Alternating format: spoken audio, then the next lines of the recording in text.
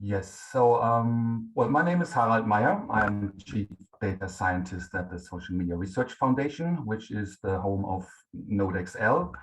And well, in this session, we have 45 minutes. Yesterday, we had 90 minutes. So today will be more condensed. If you've attended yesterday, there might be some new insights for you here as well. But I will start out with showing you the key features of NodeXL Pro, and then how you could use that for your projects this week. You see my contact details on the slide. The slide deck is in the Google folder, and there are also 2 tutorials in that folder. And if you have any questions over this week, just feel free to send me an email or send me a message on Slack or contact me on Skype or whatever. So I'm happy to assist you with any Twitter network analysis this week. So if you run into any problems with NodeXL, just let me know, and I'm happy to help you. So, well, this is NodeXL. It lives inside of Excel. It is a plugin, and you see that up here, these are the command lines or the commands for NodeXL Pro. And well, our software only runs on Windows operating systems, and Microsoft Office Excel is also needed. We do not have a Mac version, but some of you well, send me an email as a Mac user, and then we can offer you a NodeXL Pro Cloud Edition, which is a link to an Amazon cloud machine, which lives inside your browser. You just click on the link, and then you have a browser window, and will look just like this. If you're using a Windows machine, it's always good to have a 64-bit system. Then your machine can make use of a lot of RAM, and the more RAM you have, the better it is. You should have at least 4 gigabytes of RAM for small analysis. 8 gigabytes is good for an analysis of maybe 10 to 20,000 tweets. If you have even 16 or 32 gigabytes of RAM, you can create larger network sets. But don't mistake this with Gephi. Gephi can analyze networks with hundreds of thousands or even millions of edges. And with NodeXL, where we have the Excel constraints, the maximum size of a network that you can look at is probably around 50,000 tweets with 100,000 edges and about 20,000 vertices. So vertices, that's our terminology in NodeXL. So vertices are the nodes of a network, the dots, entities. But in NodeXL, we call these vertices. Here's an overview of the top key features of NodeXL Pro. So we have integrated, well, on the one hand, it's Excel, it's table style, and I'm sure you have been, you're familiar with tables, and there are no programming skills needed. So it's all about tables and rows. And we have a couple of data importers, well, there are 3 for Twitter. We have a Wikipedia importer. We have an importer for YouTube data and also for Flickr. But you can import any network data set that has a network format like GEXIF file, a GDF file, PAGEC file, UCINet, and stuff like that. So we can get the data through NodeXL. I will focus on Twitter now. And after the data comes in, then we can run the network analysis part. And part of that is the group clustering process and the metrics calculation for the overall network, for the clusters or the groups that have been found, and also calculations about the users, the vertices themselves. After this, the network analysis part is done, we can then run the content analysis. So we have a lot of text that we can analyze, the tweet text, the hashtags that are embedded in tweets, media that's embedded in tweets. Yeah, there are words and word pairs.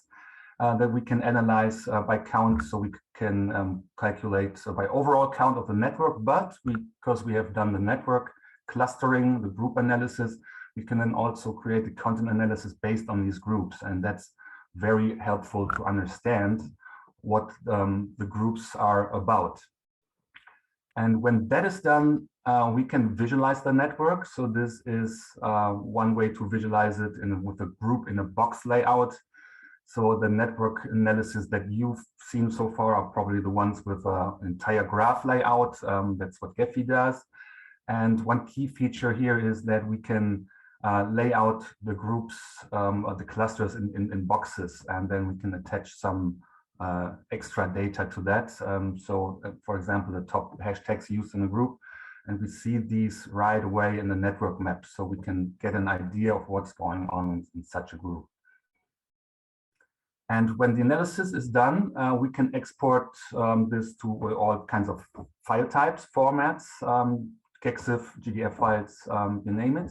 Or we can also export this to the NodeXL graph gallery, which is a place on the web where NodeXL users can upload their data sets to share them publicly. And we can also export the data sets to NodeXL Pro Insights. That's a rather new product that we have. And well, Insights is based on Microsoft Power BI. And there's a Power BI service, which is very helpful to visualize large amounts of data, to slice and dice data interactively. And well, that's an add-on which helps even much more to understand the network and the clusters. Here's a short overview of the tutorials that are available. So I will show you now how to automate NodeXL Pro. So that's the main feature. So yeah, almost skip that. So that's this number 6 down here. You don't need to understand exactly what steps are being performed. You can create a whole network analysis just with our data recipes, and then all these tasks that are performed from data import to export, they're all automated, and all you have to do is set up an importer, click OK, and then wait for the analysis to start. And I will show you that in just a minute. There is also another tutorial, one that I did yesterday in the session, step by step. So you can take a look at that to know exactly which steps are being performed, but I will not go into details with that. We also have another tutorial that's called working with Twitter user lists. So creating lists of users is can be very helpful. For example, well, you create just some kind of network analysis and you figure out there are some certain suspicious users in your data set, and you want to take a closer look at them. You just create a list of their Twitter handles and download data from them and look at what the network structures are like. There's also another tutorial here on semantic networks. So when we do the content analysis, text analysis, we get word pairs on the one hand, or we can create hashtag pairs, for example. And if we have pairs, that means we have network data that we can use to analyze. And so semantic networks made from text is also available. Okay, before we get started now, well, this is a full analysis here, and I will just open up NodeXL in a new instance. We can have then several NodeXL instances open, so we can do parallel work if your machine is capable of that. And here you see the graph pane opens up and it's small. So first thing to do is maximize this and pull it over all the way to the left. And then in our folder, we have this zip file, NodeXL options files. And that is the same thing that we have on our website as well. So there's a page about automation. And here you can also click to download this zip file. if you open that up, it will ask you to extract that to a folder. And well, I've already done that. So well, you extract that and choose a location on your machine. And then it will be available for NodeXL. So in this case, to pull in this data set, I will click up here. There's the section options and import. And if I click on import, I will navigate to this folder, the unzipped file that's right here. And there you see all these available data recipes that we have created for the different platforms. Because the data we get has different column names, and then, well, these data recipes have to be customized because we want to point task automation to certain columns that we want to analyze. And now I will just choose one of these Twitter data sets. So we have Twitter standard, large, very large, alternative layout. And I can show you what these are about also on this page. So we have some details about the Twitter data recipes. And well, this is then what it will look like. So this is the standard recipe that uses between centrality and shows a label for all of these vertices in the network map. The other one is, so all of these recipes, they use the same steps, but just little tiny differences in the layout, giving labels or different shapes. But in general, these recipes all work the same way. So this is for the very large network. And well, this is an alternative layout that you can choose. Also, if you go to NodeXL Graph Gallery, there are all these reports. And if I just click on any one of these, I made this one, #PhD chat. And if I scroll all the way to the bottom, then you see download the NodeXL options used to create this graph. So in this case, you can download the data recipe from any file that you like in the gallery and use that for your own analysis and make some customizations if you like to. So now let's pull in this network, this recipe, Twitter user network 2, large. I double click on that. And I go to the import options and down here, and I make a check mark. So that means just after the data gets pulled in from Twitter, it will start the automation. And well, there's an arrow here where I can specify where to save the file. And I do that in my NodeXL folder. And then, well, without saving the file itself, it will, during the process, it will give it a name and save it in this folder. And I click OK, and I want to have the image in there as well. And well, in this case, I want to upload this also to NodeXL Graph Gallery. And well, these are the tasks, and well, there are these options that can be set in order to get the best network analysis. So here is the group by cluster options. What we can choose, which clustering algorithm we go with, Clausen, Newman, Moore.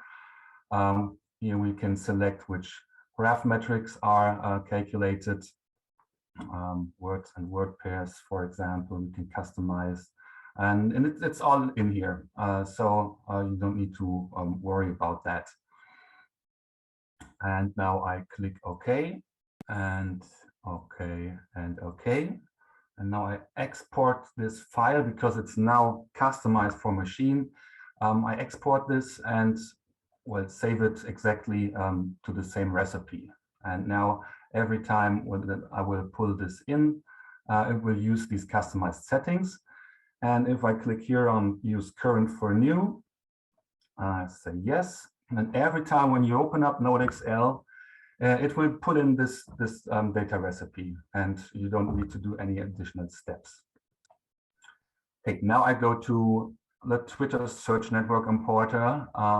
I can enter any kind of query in here. I can use Boolean parameters. So there's a long list of search operators available, and yeah, these work through this interface. I will just reduce this to 1000 tweets about NodeXL and click OK, and now it will start pulling the data, and I will just leave it like this and go back to my presentation. And we now give it some time, probably like 10 or 15 minutes, and then it should be done. Sorry, Harald. Yes. I posted a question in the chat. I don't want to exaggerate the delay. My question is in the chat. Oh, yes. Is there a difference in the step for Mac users, or did I do the upload wrong? So for Mac users, the data recipes are already on the machine. So through the Explorer, you should be able to get to the folder and select one of these data recipes.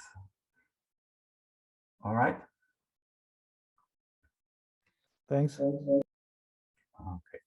And well, if you have any problems, so getting over the first bump, that may take a bit.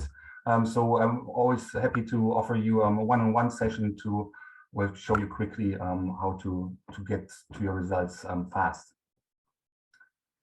Okay, now let's look at Twitter data. NodeXL will connect to Twitter through your account. So if you start do your first import with an NodeXL Twitter importer, it will ask you to connect to your account and then enter a code, and then you're able to pull data.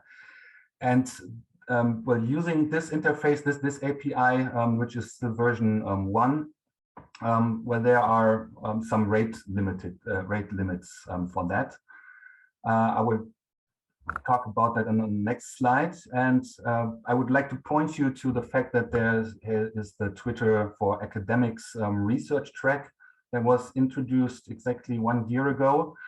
And you can pretty simply get access to the Twitter for Academics API, which accesses the version 2 API. And it is the historical Twitter archive. So you can get access to that without any well, extra detours. I strongly recommend that you apply for that. You need to fill out a form, and then you get after a couple of days, you should be able to get access to that. But then retrieving tweets or tweet IDs, this is what we need for NodeXL, takes a little bit of practice using the R Studio package.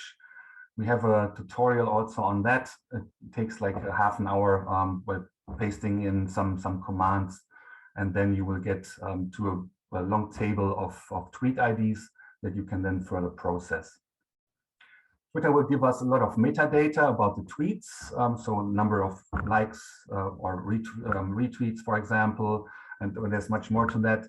And we get also metadata about the users, so how many tweets have been sent overall, how many followers are there, what's the location of a user, stuff like that. So we also pull that in. There may be other sources for Twitter data. So if you are working maybe for a company, you have access to a Brandwatch or Crimson Hexagon. There you can also download tables with tweet IDs. And wherever you find tweet IDs and you have a list, you can then use that in NodeXL to hydrate these tweets to get this metadata and to create network edges from that. So we can create a whole network analysis just based on the list of tweet IDs.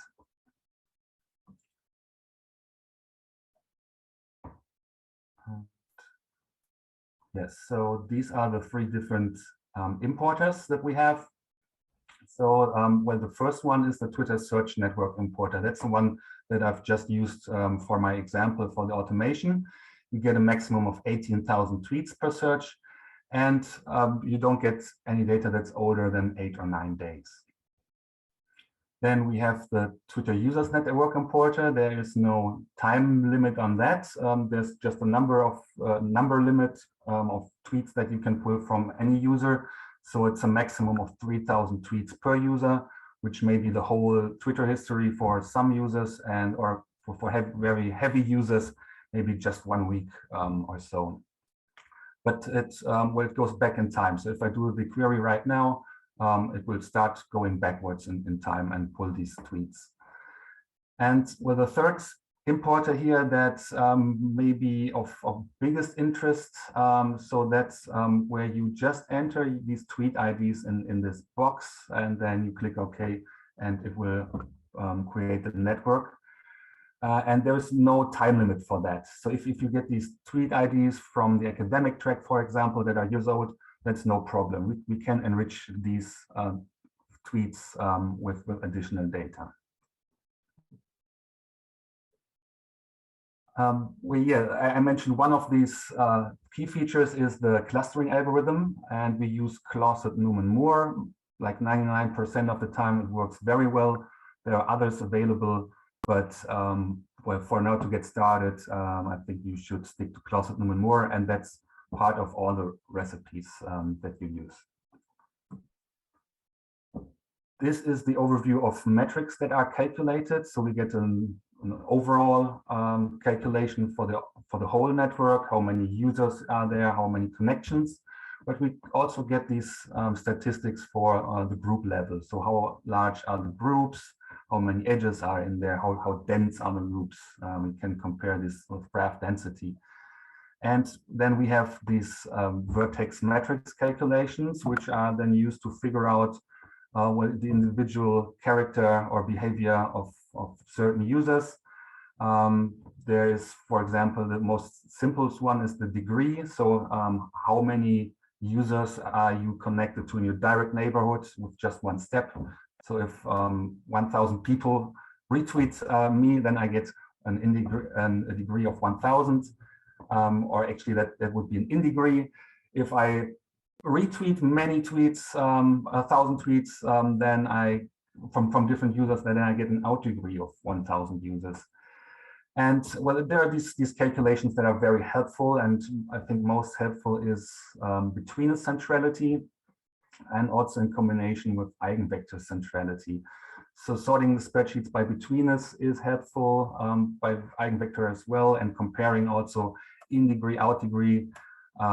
Well, it's well, about bringing in different metrics to figure out the importance of a certain user. And that takes a little bit of practice. But I suggest that you never really rely on just one metric. Always consider at least two to get a better overview of the position of the user in a network. This feature is well, time series analysis. You just set the column to, or just set this to a column where you find the dates, which is this tweet date UTC column, and then you can select days, hours, weeks, months, and you get a time chart like this. This is the text analysis feature, and NodeXL gets shipped with a English recipe. Well, there are actually three parts or three words lists, and one of them is this skip words lists. So all these stop words that are not of much interest, we want to delete these from the analysis. So these words will then be skipped. And then we have a list of positive and negative words. And you can also customize these. Well, to your own needs, you can remove these. You can create your own list of keywords. So if you're doing a political analysis, there may be well, a list of keywords that only left-wing people are using, and then we have this list of keywords that only right-wing people are using, and then you can add them these lists in here. If you are looking for a Portuguese data recipe, we don't have that right now, but I think somewhere we have a list of stop words. You can find that on GitHub. If you look for GitHub stop words Portuguese, then there are a couple of pages where you can get these words lists, and you just copy and paste them in here. I don't have a sentiment list of positive and negative words for Portuguese, but there must be somewhere out there that we can add here. So maybe you're aware of these lists somewhere that we can add. We have other languages available, so Korean and German also. French and Spanish are almost done. So yeah, these can all be customized. And if you want to create your own recipe this week with Portuguese, I'm happy to support you with that. Another key feature of NodeXL Pro is the content analysis of the network top items. So figuring out well, what is going on in the network overall. You get on this spreadsheet on the far left. I mean, it's a bit small here, but this is the overall count of URLs in the entire graph. So this Discord link here is 204 times in the entire graph. You can look at top domains, top hashtags, top words, also further down word pairs. And if you go to the right, then you see this all summed up by the group. So this is the URLs and the count by group 1. This is group 2, group 3, goes all the way to the right up to group 10. And well, this is then very helpful to understand the clusters that you're looking at. So there are different topics discussed in different clusters. And this is your helpful spreadsheets that can give you some insights or further insights about the nature of such a cluster. And yeah, this is then what it will look like in the visualization. So we can make use of these metrics that we've calculated. So the clustering algorithm here is represented by these boxes. Each of these boxes is one cluster that was found. Excuse me. And the vertex metrics, so the users here are shown with an image, and the size corresponds to in degree in this case. And yeah, the part of the content analysis that you see are, well, is the text part at the top of each of these groups, and here are the most frequently used words in such a group. So this was an analysis of people talking about articles or yeah, people sharing articles from the British newspaper, The Sun. And well, here, for example, G5, then we see, so this is the sports cluster, people talking about soccer, for example, while well, up here in G1, so this is Queen stuff, maybe. And well, you already see that there are different shapes in here. So we have the star shape right here. And well, here it's more like a well, community cluster with not a hierarchy of, or not really high influential users in the center. So there are several users in here that are on maybe one level. And well, looking at the layout algorithms, I mentioned this is the group in a box layout. And also, and this is the tree map group in a box layout. So the largest group that has been found is placed on the upper left corner. It's this one here, and the smallest groups are placed in the lower right corner. And well, there are also other ways to structure these, but this is the standard that we use because it's well, it's the first map that we see or the first visualization that we see of a network. And just with these boxes and the labels in there, we can rather quickly figure out what's going on in these clusters. So this is an example of the entire graph layout versus the group in a box layout. So this is what you are probably used to, kind of from different network analysis. And well, this then can be turned to group in a box, and this is then what it looks like on this other level. Also, here's an example of a clash of hashtags where two different populations were using the same hashtag. One was an American radio show, the other one was a German TV show. And here we have the tree map layout, and it seems like all these groups are connected. But when we switch this to the force-directed layout, then we see that there are very different populations involved here. And that's just because of the nature of such a clash of hashtags. Data export to NodeXL Graph Gallery. Yeah, I've shown you that before. That's where you find also data recipes and NodeXL Pro Insights. That's here. And yeah, the key feature, take one step back, is automation. So if you if you don't get the automation to run on your machine, then something is really wrong. So I know understanding all of these steps of what's going on, that may take a while, but your main takeaway from this session should be that you can automate your data from the first to the last step. And if you have any kind of problem with this, run into any bumps, just let me know. And well, to give you an overview of all these options that are available, so these are all options windows based or that are included in the data recipes. These can all be customized, but you obviously don't have to do that. But at some point, when you want to customize your network layout to show certain aspects, then you might want to change some details in here. This is how networks are created in NodeXL. I need to check my time here. So I've shown that yesterday. So well, one tweet can create one row that you see up here, but also another tweet can create 2 rows. If you retweet somebody who's mentioned another user, then we get these connections like retweets and mentions in retweet.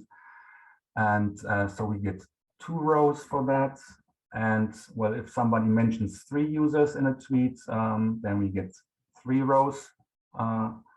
And if somebody doesn't mention anybody else, we get this self loop. So it's like this person here is hanging out in the void. And this is just well, this self loop, self mention that we use because it's not connected, but we want to have it in here. And this one could be integrated into the network if just the NodeXL account replies to Vivian, and then she's part of the network. So building queries is not trivial. There are lots of search operators that you can use. And yeah, there are 2 articles or two websites linked here. So the official standard operators page, I recommend that you take a look at that. And there's also another blog linked down here. And yeah, it is possible to create really long queries while using quotation marks, the parentheses, and the OR operator. These may be very helpful for you to well, to get your starting data set. And in my experience, it's if you want to run a discourse analysis, it takes hours or even days to come up with a very good query that will cover all the topics that you're interested in and maybe remove certain topics from the data set that are of no interest.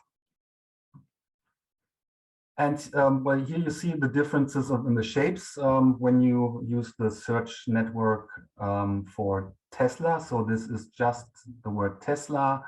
And if you search for that word, it will include all mentions of @Tesla and #Tesla. And for 18,000 tweets, you get around half a day of tweets. If you add the @ here, then you will get only communications of the Twitter sphere with Tesla, or and also the tweets where Tesla talks to other people. So this is a whole different network shape, and it will also look different when you just search for a #Tesla.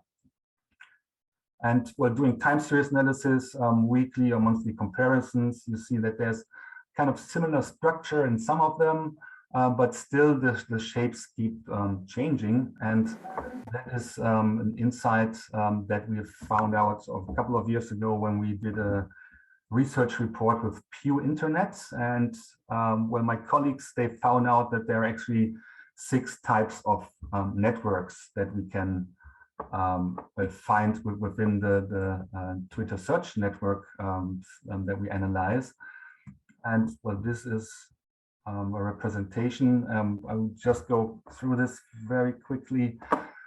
So the at the top you see the divided or polarized crowds, and that's pretty much, it's typical for any kind of political discussion. So there's groups of people talking to each other, but not in small groups, but they're not talking to the other group.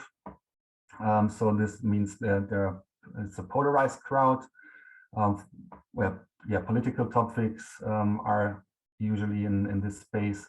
Opposing to that, we have the tight crowd. So we have several clusters that are densely connected within and also across the groups.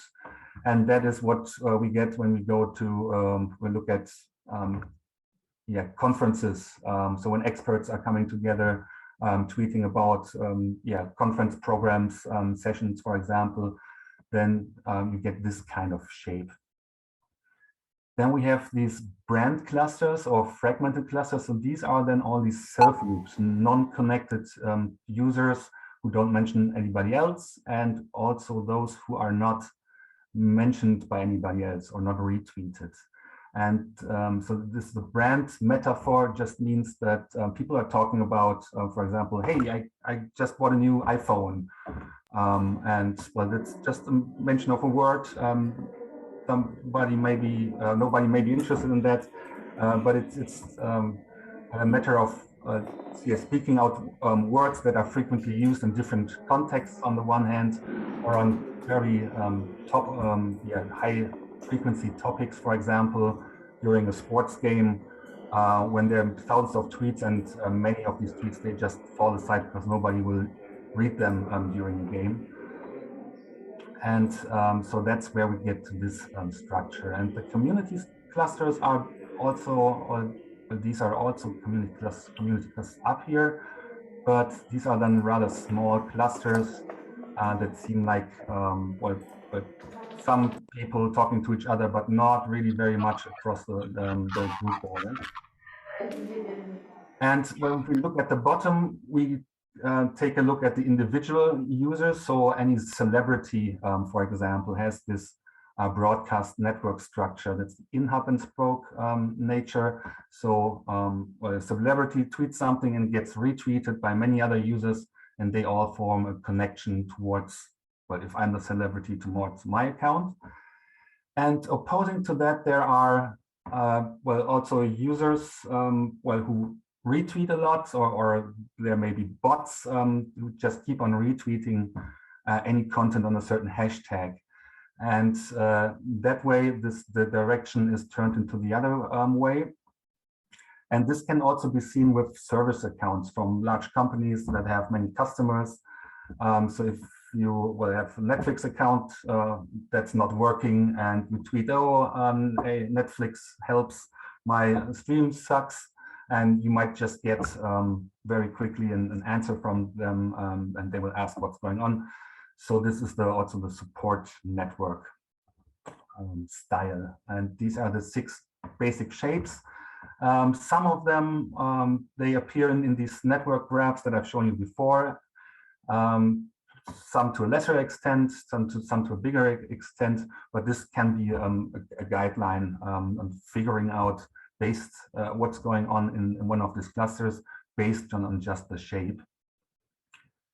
And well, here is a link to the Pew report itself, and I have a link to a YouTube video that's by our director, Mark Smith, who talks about these network shapes. And I recommend that you have a look at that. So we have a couple of minutes left. Well, there are lots of other slides in the slide deck you can have a look at. So well, mostly NodeXL Pro insights. I will share a link with you with an insights report. Just a second, so you can have some so something to click on to see what's going on in these reports. And this is hashtag DJ, so that's a whole year of network data from the last year on the hashtag data-driven journalism. And maybe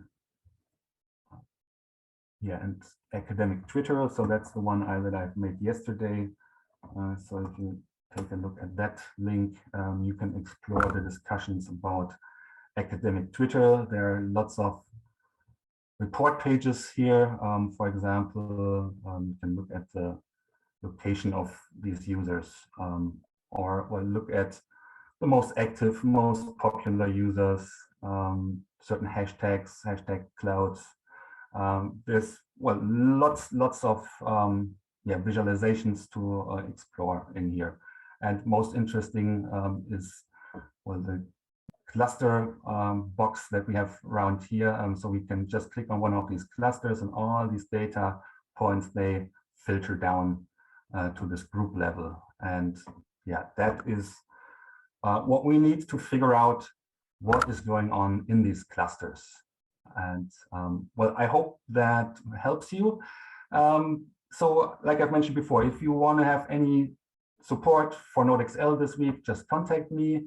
If you would like to have any NodeXL Pro Insights report, I will create that for you. It's not easy for us to give away trial licenses for Insights. We have some technical issues, but if you're interested, I will create this for you this week. So do we have any questions here? In the chat? No. Okay. Well, I think then this wraps up our NodeXL session. I'm happy to see you later in the day or the next couple of days as well. Good luck with the research projects, and enjoy the week. Thank you very much.